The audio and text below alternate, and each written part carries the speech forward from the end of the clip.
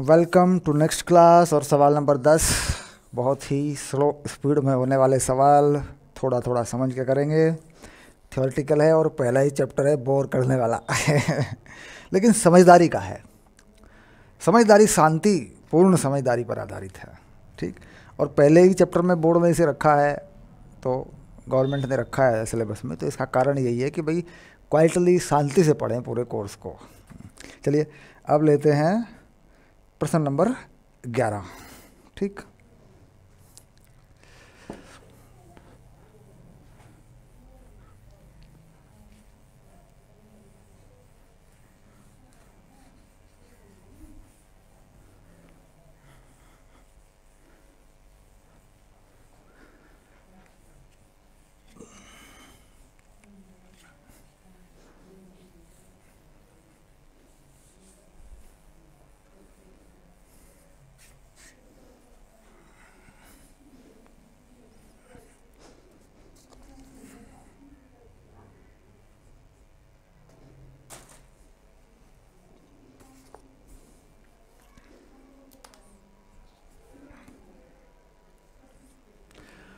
तो लेते हैं प्रश्न नंबर 11। सिद्ध कीजिए कि किसी समतल में स्थित बिंदुओं के समुच्चय में, किसी समतल में स्थित बिंदुओं के समुच्चय में पी क्यू बिंदु हैं। बिंदु पी की मूल बिंदु से दूरी बिंदु क्यू की मूल बिंदु से दूरी के समान है, द्वारा प्रदत्त संबंध एक तुल्यता संबंध है। और दोबारा ये भी बताइए कि अगर P 0 0 नहीं है तो सभी जो है एक वृत्त पर स्थित हैं और इसका केंद्र मूल बिंदु है, ठीक। यानी पहले संबंध लिख देते हैं R, और बड़े अक्षरों में लिखा है PQ, और बिंदु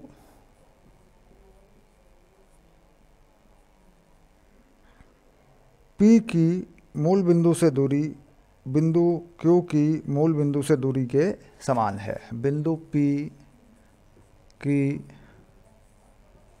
मूल बिंदु से दूरी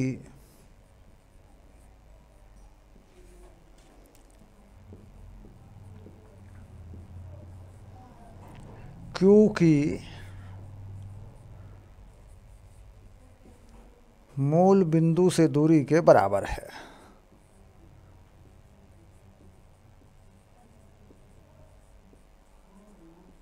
के समान है।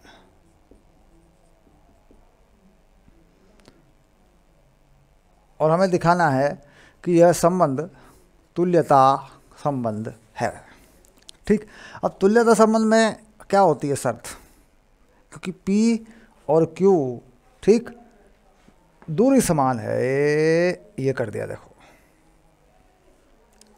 तो दूरी समान होने पर यह संबंध है, ठीक। तो P या Q मूल बिंदु नहीं है, सीधी सी बात यह है, यानी 0 0 नहीं है। ओके, ये बात भी क्लियर हो गई। अब अगर हम कहें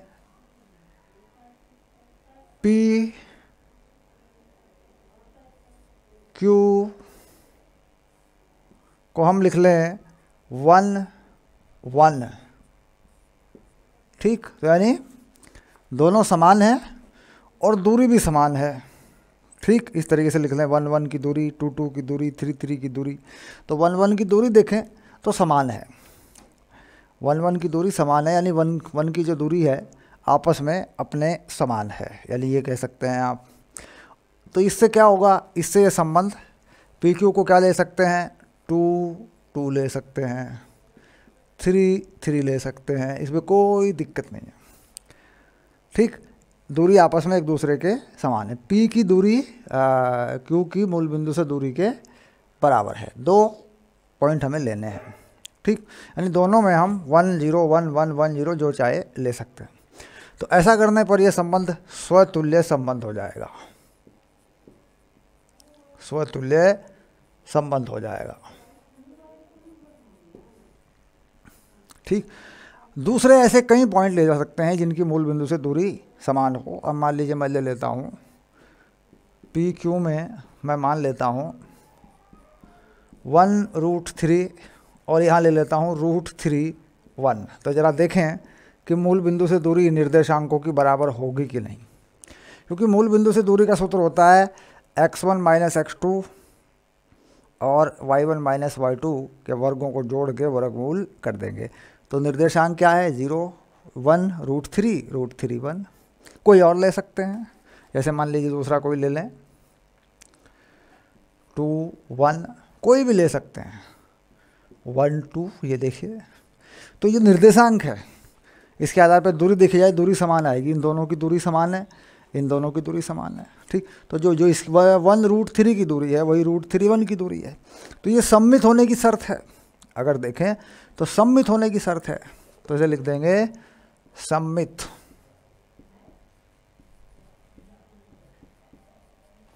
संबंध। अब बात करेंगे संक्रामक के लिए। संक्रामक के लिए पी क्यू क्या ले सकते हैं, ज़रा देखें। अब मान लीजिए 1 2 2 1 और 1 1 1 1, ठीक। तो जो 1 2 से दूरी है मूल बिंदु की, वह 2 1 से है, ये बात सही है, लेकिन वह 1 1 से नहीं है, ठीक। तो इसका मतलब ये होगा कि हमें यहाँ एक ही निर्देशांक लेना पड़ेगा, या फिर कोई ऐसा निर्देशांक जो यहाँ और यहाँ मिलाए, ठीक, तो दूरी बराबर बना दे। तो कुल मिला के हम क्या करते हैं, हम इसमें 1 1 डाल देते हैं। ये देखिए, अब देखो 1 1 1 1 1 1, यानी 1 2 से 1 1 से जो दूरी है वो 1 1 से है, फिर 1 1 से, समान करने पर। लेकिन संक्रामक ये कह रहा है कि इन निर्देशांकों को बदल के लिख दो। देखो कैसे, मैं बताता हूँ। मान लीजिए इसे लिख दूँ मैं x1 y1, इसे लिख दूँ y1 z1, इसे लिख दूँ, नहीं z1 नहीं, गलत हो जाएगा, मैं बदलता हूँ इसको, y x के पदों में ही जाना है इसको। इसको मैं लिखता हूँ a1, इसको b1, इसको b1, c1, इसको c1, a1। ये चीज़ है। तो दूरी समान होनी चाहिए। ये वाली दूरी भी इन दोनों दूरियों के समान होनी चाहिए, यानी शर्त हो गई है कि c1 square plus a1 square का अंडर रूट बराबर होना चाहिए a1 square plus b1 square के, और बराबर होना चाहिए b1 square plus c1 square के। ये देखिए इस तरीके से, तभी ये संबंध संक्रामक होगा। संक्रामक संबंध के लिए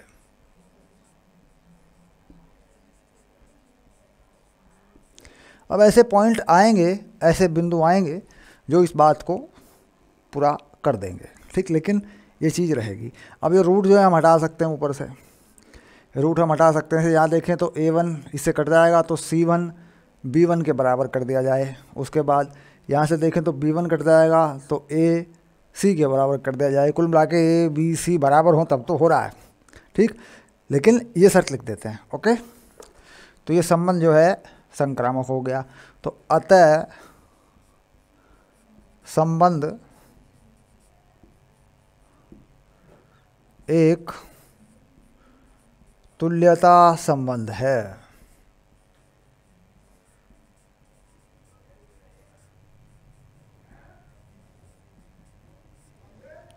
क्लियर, डन हो गया। जो भी लैंग्वेज आपको ठीक लगे, जो भी भाषा आपको ठीक लगे वो देख सकते हैं। मैंने कहा ये 1 1 ले लें, 2 2 ले लें, आप जो चाहे ले सकते हैं, ठीक। स्वतुल्य होने के लिए दोनों बराबर ही होने चाहिए, ओके।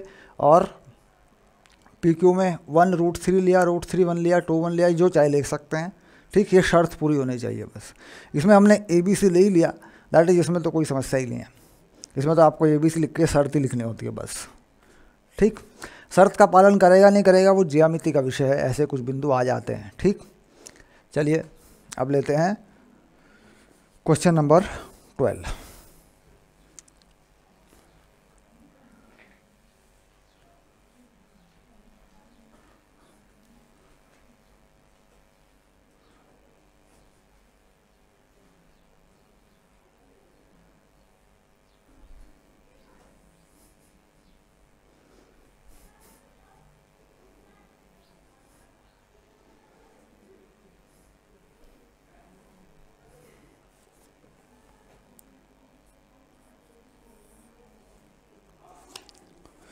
सिद्ध कीजिए कि समस्त त्रिभुजों के समुच्चय में T1 T2 के समरूप है द्वारा परिभाषित संबंध तुल्यता संबंध है। भुजाओं 3, 4, 5 वाले समकोण त्रिभुज T1, भुजाओं 5, 12, 13 वाले समकोण त्रिभुज T2 तथा भुजाओं 6, 8, 10 वाले समकोण त्रिभुज T3 पर विचार कीजिए। T1 T2 T3 में कौन से त्रिभुज परस्पर संबंधित हैं? तो परस्पर संबंधित वो हैं जो भुजाओं के अनुपात को संतुष्ट करते हैं। अब देखिए हमारे पास एक त्रिभुज है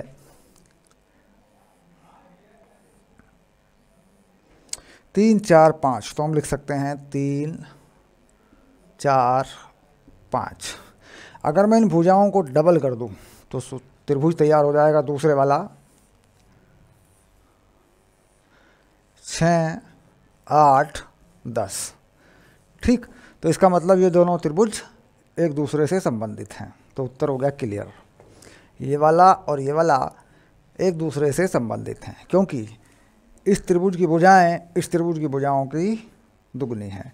तो इसका मतलब हो गया कि भाई T1 और T3 परस्पर संबंधित हैं। ये त्रिभुज है T1 और ये है T2। ठीक, तो T1 T2 परस्पर संबंधित हैं। T1 T2 नहीं, T1 T3 वाला है ये, है ना, ये 3 में है। शाबाश, ऐसे। तो त्रिभुज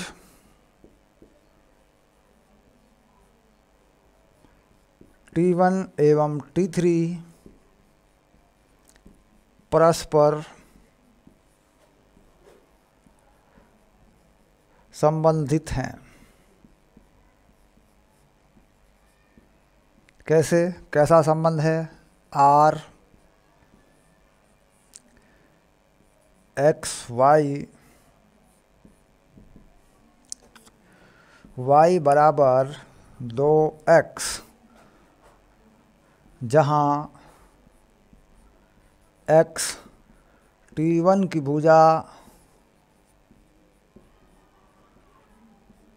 एवं Y T3 की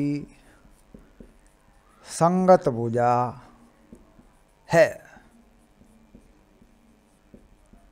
यह भुजा की लंबाई है। ठीक, तो ये देखिए ऐसे संबंध बन गया, लिख दिया। y 2x है, एक की भुजा y है, एक की x है। ठीक, तो y 2x जहाँ x T1 की भुजा y T3 की भुजा है जो कि संगत भुजा है। संगत भुजाएं हैं, एक ही जैसे कोणों पर बनने वाली भुजाएं हैं। ठीक, चलिए, तो ये संबंध हो गया। अब कह रहे हैं कि ये संबंध जो है समकोण होने का जो संबंध है यह तुल्यता संबंध है। चलिए अब देख लेते हैं इसको भी।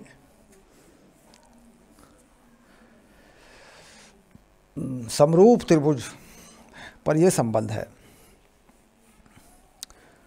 तो ये तो पहली बात थी जो लास्ट में पूछेगी, बता दिया हमने क्या संबंध है। भुजाएं दो गुनी थी, लिख के दे दिया। अब दूसरी बात लेते हैं। संबंध जो लिखाया गया है समरूप त्रिभुजों के समुच्चय में यह संबंध लिखा हुआ है। T1 T2 समरूप हैं। T1, T2, T1 एवं T2 समरूप हैं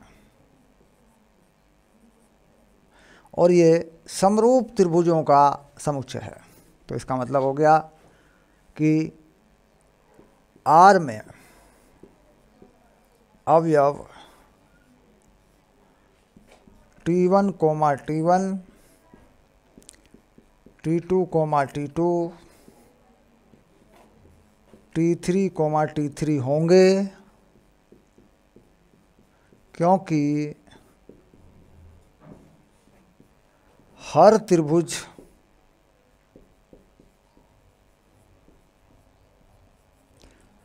अपने आप के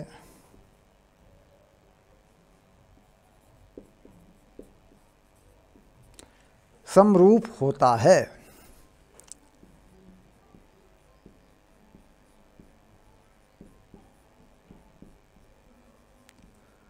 अतः संबंध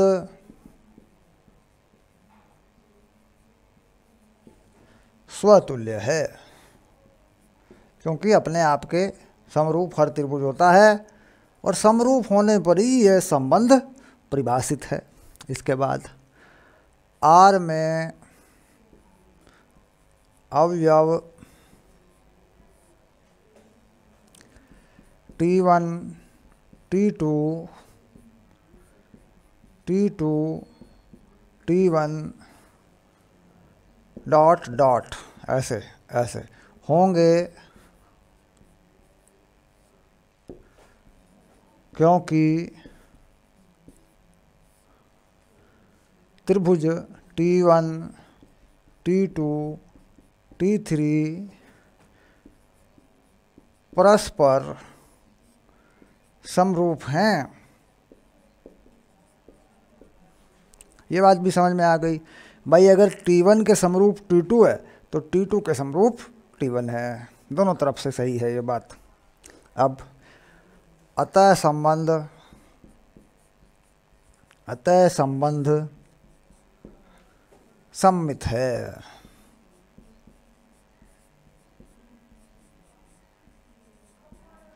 यह भी क्लियर हो गई बात। अब R में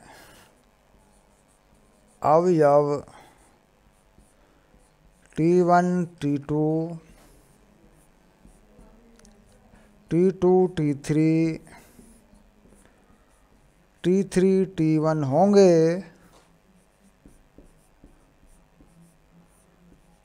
क्योंकि सभी त्रिभुज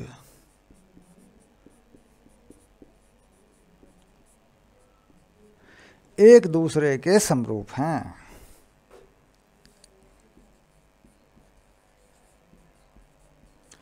एक दूसरे के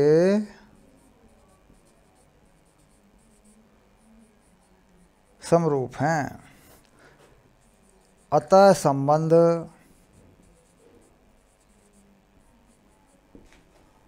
संक्रामक है।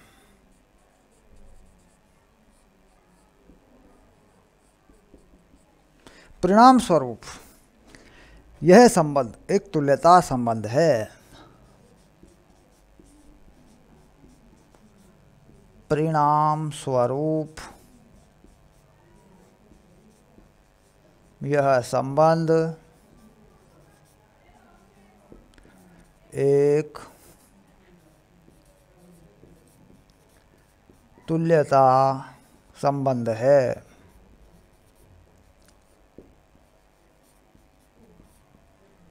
हो गया दिखा दिया सब कुछ, है ना।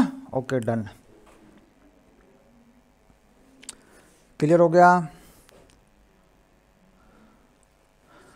क्वेश्चन नंबर 12 डन हुआ। चलिए आगे चलते हैं। आसान है क्योंकि मैंने उदाहरण में ये समरूप वाला पहले ले लिया था। जब मैं समरूप संबंध समझा रहा था आपको, तो इसको मैंने पहले ही उदाहरण में भी ले लिया था, शुरू वाले वीडियो में, शुरू वाली क्लास में। चलिए आगे चलते हैं। अब लेते हैं question number 13। Question number 13,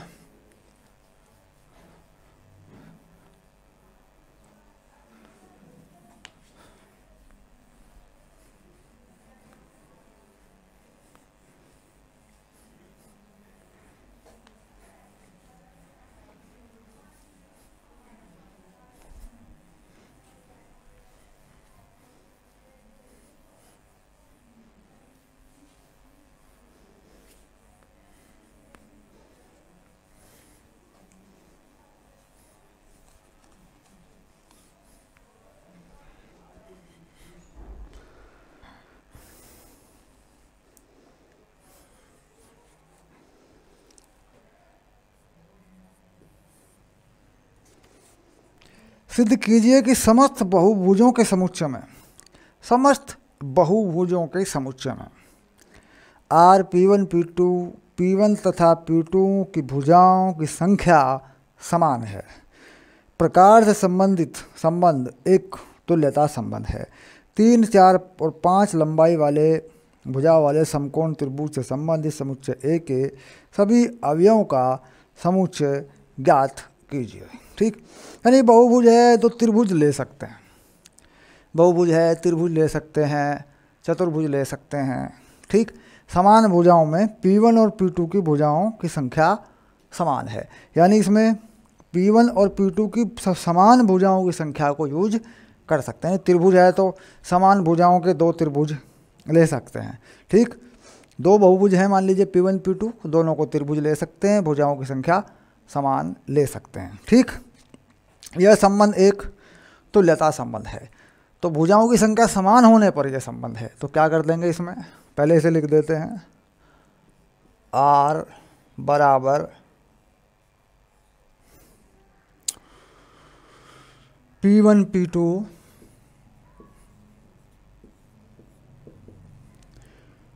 P1 तथा P2 की भुजाओं की संख्या समान है।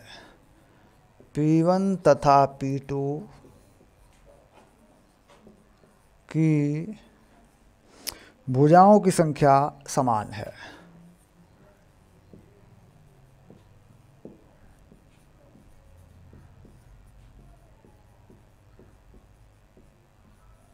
संख्या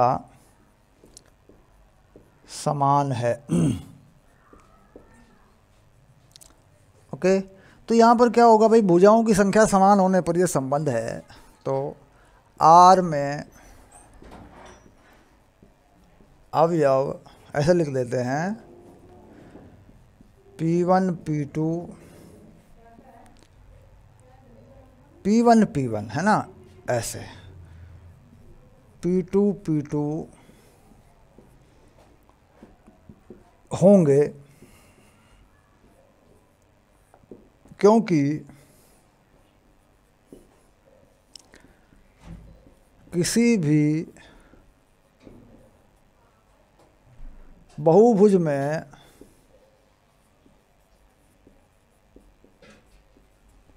भुजाओं की संख्या उसके अपने बराबर होती है, अपने समान होती है। में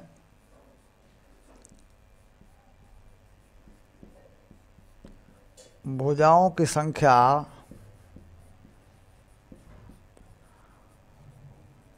उसके स्वयं के समान होती है।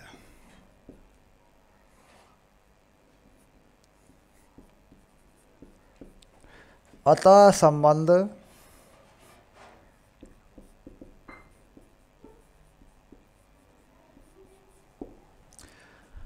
स्वतुल्य है।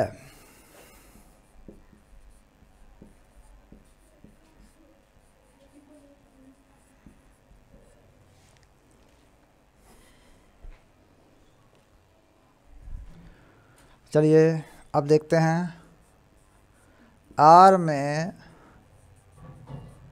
अवयव P1 P2 P2 P1 होंगे, क्योंकि संबंध परस्पर सत्य है, दोनों के लिए सत्य है। भाई अगर P1 में P2 के बराबर है तो P2 में P1 के बराबर है भुजाओं की संख्या, तो परस्पर सत्य हो गया। तो अतः संबंध सम्मित है।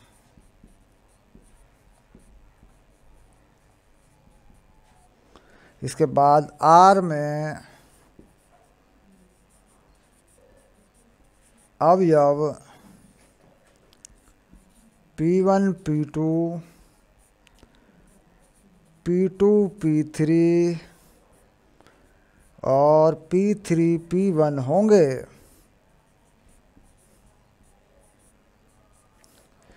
क्योंकि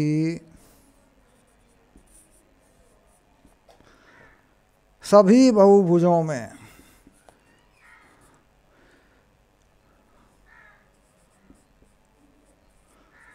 बहुभुजों में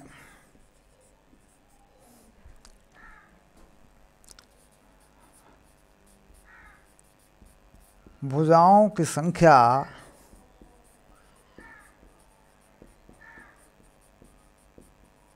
समान है।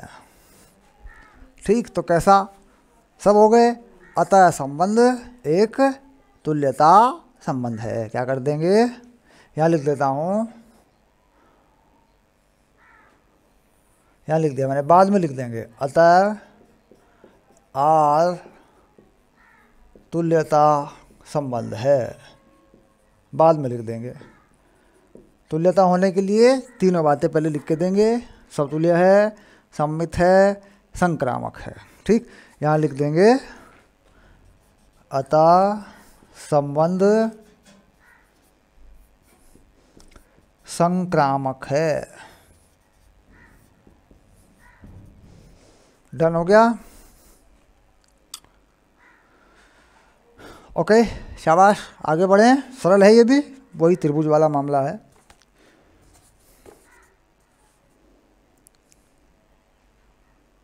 अब 3, 4, 5 लंबाई वाले भुजाओं वाले समकोण त्रिभुज से संबंधित समुच्चय ए के सभी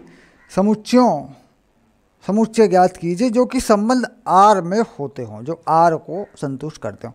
तो 3, 4 में क्या, 3, 4, 4, 3, 3, 5, 5, 3, 4, 5, 5, इस तरीके से आपको 3, 3 इस तरीके से आपको एक समुच्चय बना के देना है। ठीक, वो आपको लिख देना है।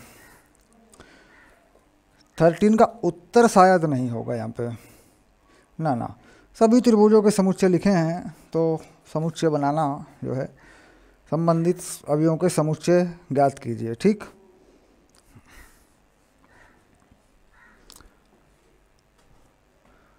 चलिए आगे चलते हैं।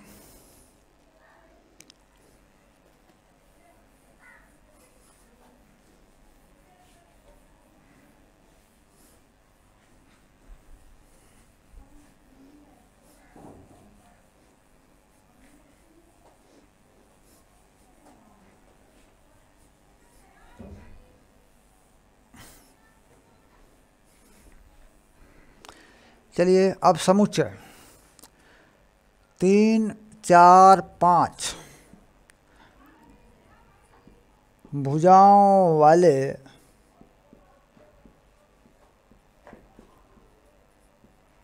त्रिभुजों के समुच्चय, यानी ऐसे ही त्रिभुज होने चाहिए, है ना, जो संबंध इस पे लागू, भुजाओं की संख्या समान हो।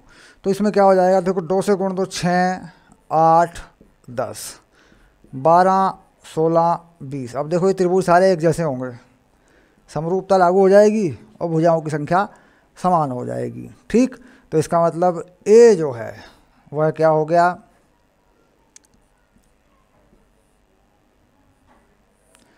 3, 4, 5, इसके बाद 6, 8, 10, इसके बाद 12, 16, 20। ठीक, इसके बाद डॉट डॉट डॉट, ये लो, यह समुच्चय ए है जिसमें समान भुजा वाले ऐसे बहुत सारे त्रिभुज होंगे। ठीक, सभी त्रिभुजों के समुच्चय जो इसके जैसे हों, इसके समरूप हों, बस। ठीक, ऐसे लिख दो, हो गया उत्तर। आगे चलिए, क्वेश्चन नंबर 14 यानी 14 को ले लें।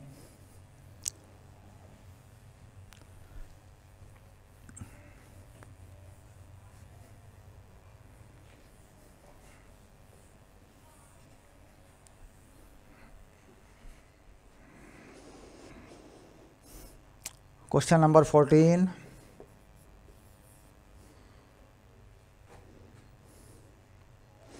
मान लीजिए XY तल में स्थित समस्त रेखाओं के समुच्चय L हैं और L1 L2 यानी L1 L2 के समांतर एक संबंध है। यानी R जो है इसमें कोई 2 रेखाएं हैं L1 L2 और यहाँ L1 L2 के समांतर है।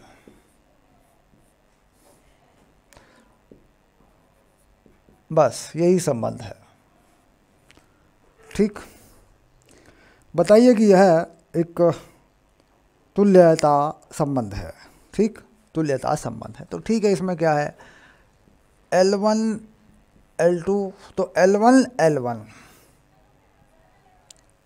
ठीक, यानी कोई भी रेखा अपने आप के समांतर होगी। तो ये हो गया L2 L2, ये हो गया डॉट डॉट डॉट डॉट। तो लिख देंगे R में होंगे, R में होंगे, बस ऐसे लिख के यहाँ लिख देते हैं ऐसे। तो कैसा हो गया, ये हो गया स्वतुल्य, क्योंकि हर रेखा अपने आप के समांतर होगी। क्या टिप्पणी कर देंगे, हर रेखा अपने आप के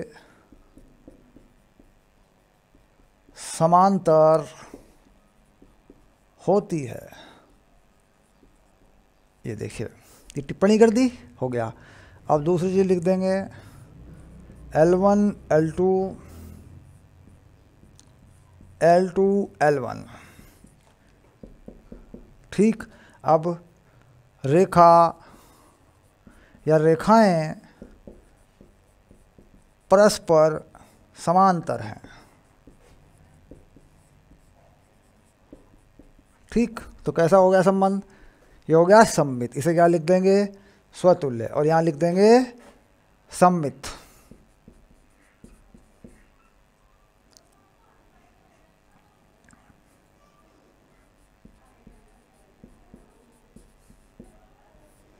ऐसे हो गया, और यहाँ लिख देंगे ब्रैकेट में टिप्पणी। अब इसके बाद L1 L2 के समांतर है, L2 L3 के समांतर है, L3 L1 के समांतर है। क्योंकि सभी समांतर रेखाएं हैं तो ये भी हो जाएगा। जैसे क्या लिखते हैं, ये हो गया संक्रामक।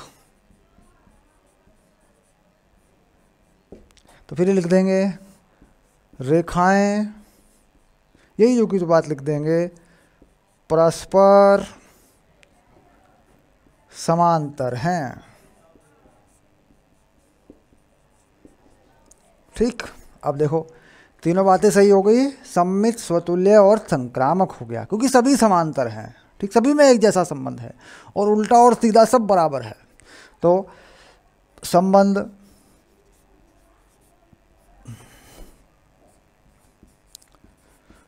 तुल्यता संबंध है। ठीक, ये बात पहली हो गई। दूसरी बात में क्या कहा, रेखा y बराबर 2x + 4 से संबंधित रेखाओं का समुच्चय ज्ञात कीजिए। तो ये सरल है, इसके समांतर सभी रेखाएं, y बराबर 2x के समांतर सभी रेखाएं। तो ऐसे में क्या लिखेंगे, उत्तर क्या लिखेंगे, तो फाइनल हो गया। ठीक, अब दूसरे भाग का उत्तर लिखते हैं, इसे आप डन कर लें। ओके,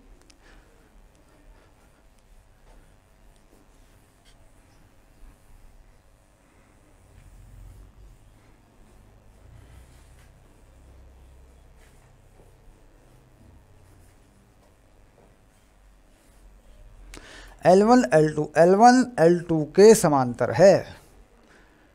ठीक, तो यहाँ पर L1 या L2 का मतलब हो गया L1 या L2। ठीक, हैं y बराबर 2x + 4, ऐसे। यानी अगर L1 को मैं ये बना लूँ तो L2 इसके समांतर सभी रेखाएं हो जाएंगी। ठीक, और अगर L1 को बना लूँ तो L2, कुल मिलाकर y बराबर 2x + 4 के समांतर सभी रेखाओं का समुच्चय, बस। जो समुच्चय है वह इस रेखा के समांतर सभी रेखाओं का समुच्चय है। उस समुच्चय को पूछ रहे हैं, ये लिख दो, ये लिख दो, ये लिख दो, पूरा लिख दो, ठीक है, कोई टेंशन नहीं। नीचे की लाइन छोड़ दो, ऊपर का लिख दो, बस हो गया।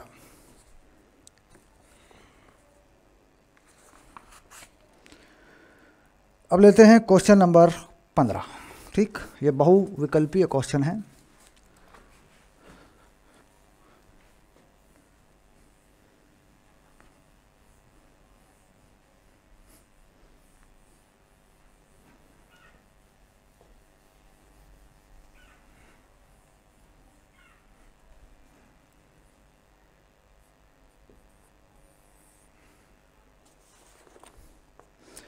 मान लीजिए समुच्चय 1 2 3 4। इंटरेस्टिंग चैप्टर है वैसे ये, संबंध और रिलेशन जो है, संबंध और रिलेशन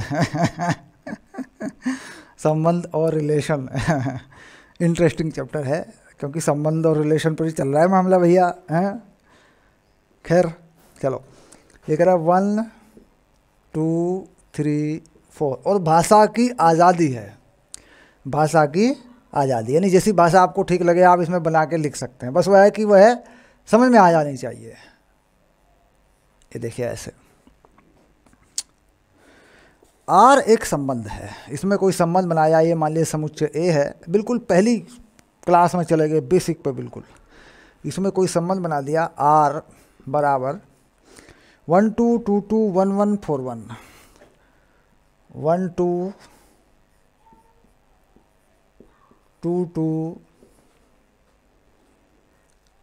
1 1 4 1 1 1 और 4 4।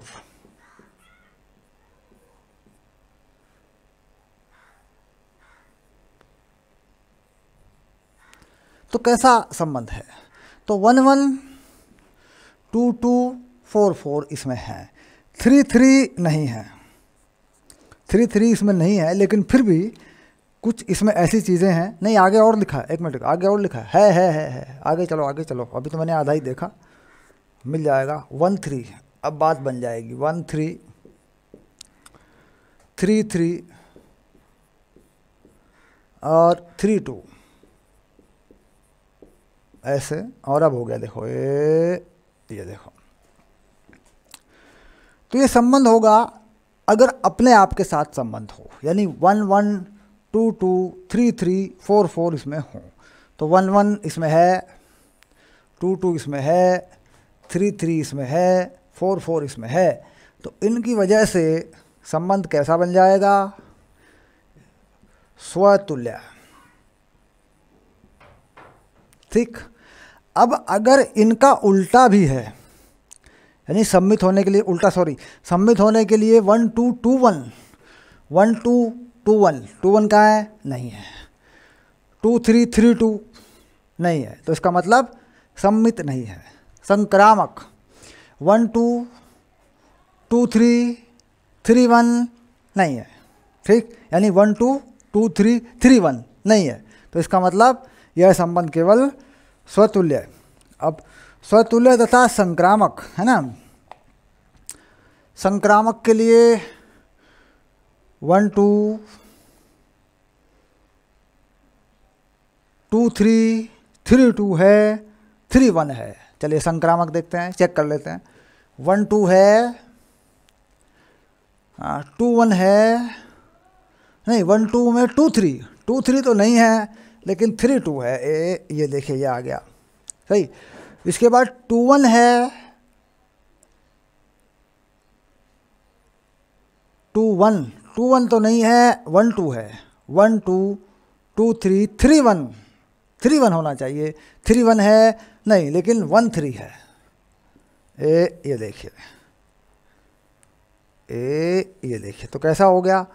संक्रामक हो गया। संक्रामक होने के लिए हमारे पास ये एलिमेंट होने चाहिए। अगर 1 2 3 पे देखूं, क्लियर करेंगे, ये चीज़ इंपॉर्टेंट है। ये एलिमेंट हमारे पास होने चाहिए। संक्रामक होने के लिए ये एलिमेंट हमारे पास होने चाहिए।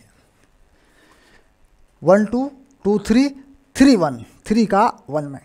अब मान लीजिए ऐसा नहीं है, मान लीजिए 1 2 है तो है, 2 3 नहीं है तो 3 व 2 है, चलेगा, नो प्रॉब्लम। देखो 3 2 है तो ऐसा है, मान लीजिए 1 2 3 2 और यहाँ 3 1 नहीं है बल्कि 1 3 है, ऐसे।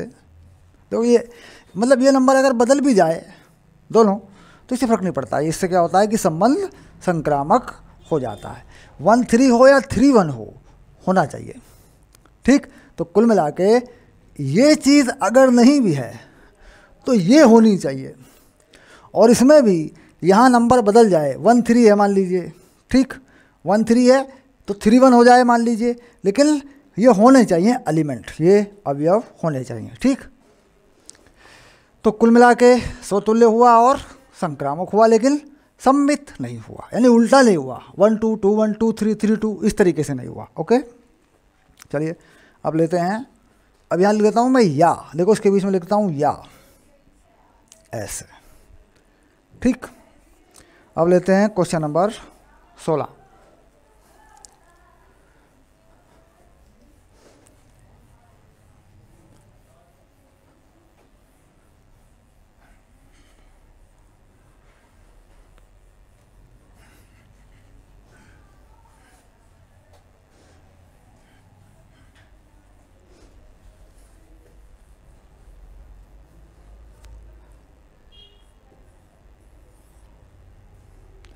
मान लीजिए n यानी प्राकृत संख्याओं का समुच्चय, इसमें एक संबंध है r और इसमें a b यानी दो संख्याएं ली गई हैं, a और b, और इसमें a b माइनस 2 है, a बराबर b माइनस 2 है, और b बड़ा है 6 से, b बड़ा है 6 से। ठीक, तो 6 और 8, 3 और 8, 2 और 4, 8 और 7 कौन से हैं जो R में होंगे?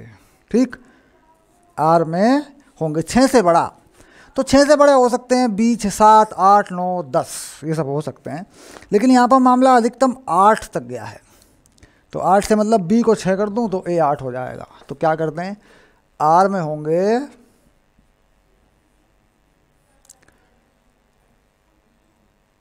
8 और 6, क्योंकि b को 6 करूँगा तो a 8 हो जाएगा, है ना। b को मैं 6 करूँगा तो a 8 हो जाएगा, है ना। यानी 6 8 या 8 6 जो भी लिखना चाहो। ये जो है 6 लिख दूँ या 8 लिख दूँ या 8 और 6 लिख दूँ, तो ये हो गया 6 और 8 या 8 और 6 ऐसे हो जाएगा। देखिए 8 6 ऐसा, या R जो है a बड़ा है b माइनस 2 है ना, तो b को 6 लूँगा, b को 8 लूँगा तो a को 6 लूँगा, है ना। ऐसा कर सकता हूँ ना। अगर b को 8 लूँगा तो a को 6 लूँगा, बस ये हो जाएगा, ये हो जाएगा। यानी R 6 8 जो है वो होंगे बिलोंग टू R। ये बात सही है, यानी ये जो एलिमेंट होगा ये इसमें होगा। इसके अलावा बहुत सारी चीज़ें होंगी, क्योंकि कुछ भी रख लो यहाँ पे, तो b को 6 से ज़्यादा कुछ भी रख लो, 7 8 9 10 11 12 15 जो चाहे लिखो, ये एक एलिमेंट है, इसका अवयव है जो R में होगा। ठीक, बेसिकली R में होंगे क्या क्या, बहुत सारे होंगे। हर हाल में आपको इससे 2 ज़्यादा ये लिखना है और ये शुरुआत 6 से करनी है। तो R देखो कितना बड़ा होगा R, पहले R को ज़रा एक बार हल्का सा दिखा देते हैं। 6 8 7 9 चलते रहो, 8 10, ये सब R में होगा। ठीक, ये सारे एलिमेंट R में होंगे, अवयव जो होंगे R में होंगे। तो ये उत्तर है, और उत्तर में दिया है C। कौन सा विकल्प दिया है? विकल्प सी सही है। ठीक, इससे पहले का भी विकल्प है बी सही है, स्वतुल्य तथा संक्रामक है किंतु सम्मित नहीं। 15 का भी लिख देता हूँ, 15 का विकल्प बी सही है ना। ऐसे देखो, ऐसे ये क्वेश्चन नंबर 15 वाला भी लिख दिया मैंने यहाँ पर। ओके, बड़े अक्षरों में लिखा है, ये रहा 15 का बी सही है। ओके, डन हो गया। तो ये एक्सरसाइज पूरी होगी। अब लेंगे फलनों के प्रकार, इसको अच्छे से कर लें। फलनों के प्रकार ये सब इजी है, आगे आके फिर अब थोड़ा ये चैप्टर इजी हो जाएगा, क्योंकि फलन वगैरह के बारे में, उनके डोमेन, प्रांत, परिसर वगैरह वो सब आपने पढ़े हैं और कोई इशू नहीं है। ठीक।